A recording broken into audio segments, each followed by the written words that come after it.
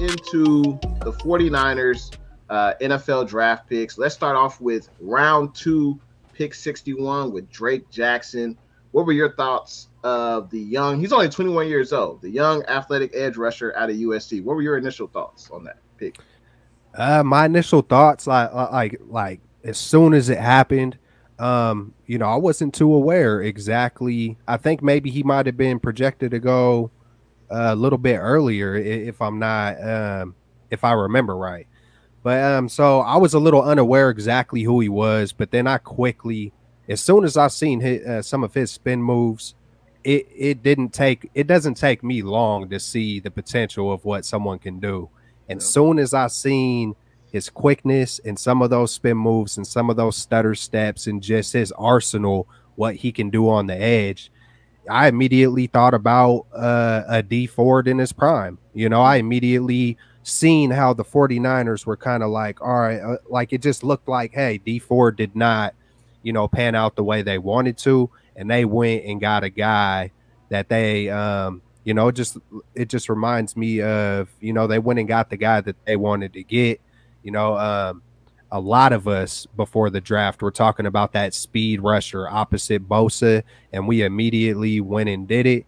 So I was excited, man. As soon as I started putting on tape and started watching it, I was stupid excited. I was like, oh okay.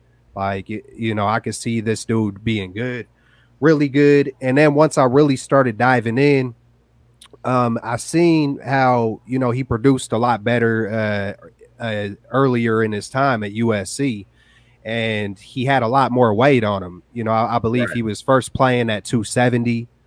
And he was getting there, man. He looks a lot better at 270. It feels like when he went down to, I believe it was 250, somewhere in that range, he started getting pushed around. And then they also had him dropping back in coverage. So it just, you know, I mean, to be honest, you know, who knows? Maybe that lightweight preserved him, you know, you know, in a way. But I seen when he had that weight on him, man, you know, he was wreaking havoc. He was getting after it. And, man, we, just like the cornerback room, man, we are so deep on the defensive line, bro. Yeah. Like I'm just excited, man. I'm just stupid excited. It feels like I can't remember the last time we've been this deep, you know, as a whole team. Right. No, absolutely. And when we were picking, you know, their 61st pick, I know a lot of fans, or at least some fans, you know, wanted us to draft a safety, and there were definitely some safeties available at pick 61. But I just felt like I was not surprised that we selected an edge rusher. Honestly, I was not familiar with Drake Jackson coming out of the draft. But I think this was definitely a position that I thought that the 49ers would select with their first pick. Because this is what Lynch and Shanahan value. They value defensive linemen. As you mentioned, we are very deep in the defensive line. Last season, I believe we had at least 8 to 10 defensive linemen active on game day. So, you know, this team, this regime values having guys that can come out, spell other guys, and always have a consistent pass rush, because I think that helps every level of the defense. And you mentioned Drake Jackson's weight. It did fluctuate at USC. You know, I would assume, I would say that was probably brought on by the coaching staff. I mean, if you don't meet a certain weight, you're not going to see the field. So I think they kind of told him, hey, we want you to be at this weight, and then the next year we want you to be at a weight that's heavier. Because when I noticed his tape, I saw that sometimes he had his hand in the dirt, or other times he would stand up and rush or drop back in coverage. So, you know, at 270, it's going to be much harder to drop back in coverage compared to, you know, 240, 250. But with the 49ers, I anticipate he'll just be rushing the quarterback. I think he'll be a rotational pass rusher in this defense, because he still has to compete with, you know, Kerry Hyder, Jordan Willis, Charles Omenwehu, Samson. So there's still talent there, but I think it's great because he's going to learn from those veterans, and that can only make him a better, you know, a better defensive player. Just wanted to mention, the scout said he did have a great dip and rip move. He had active hands, a lean lower body.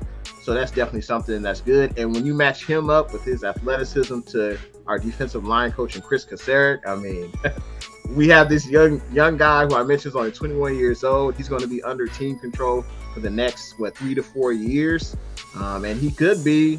I don't know if he's D4. We'll see.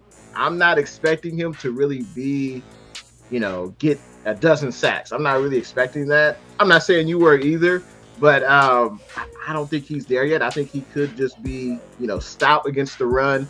And maybe he could be like a disruptor. Maybe not get the sacks, but maybe he'll get pressures. But we'll see, man. I think the sky is the limit. Now, quick question: Do you think he has a legitimate chance to start over the gentleman I just mentioned, or do you think he'll just be a rotational guy his rookie season?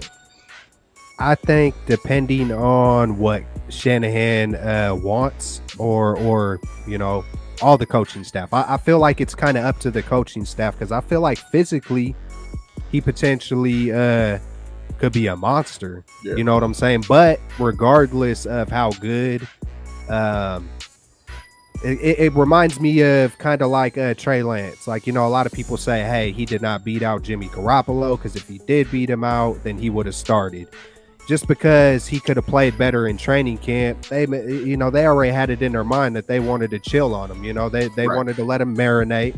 They don't want to throw him in there and then him have to think he has to do so much to prove himself, and then he fails. Right.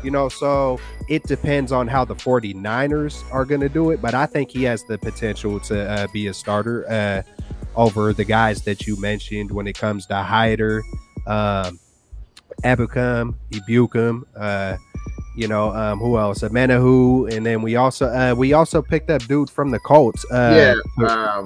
Teray.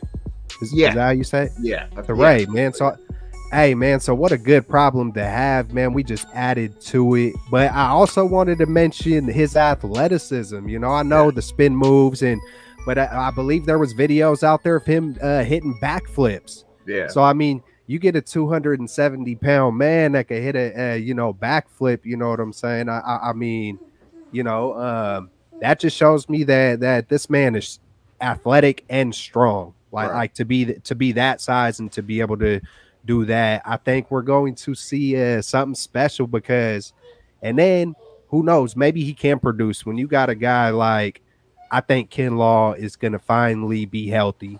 When you got a Kinlaw, Bosa, Armstead, and then everybody else who's rotating, that they're going to be bringing it too.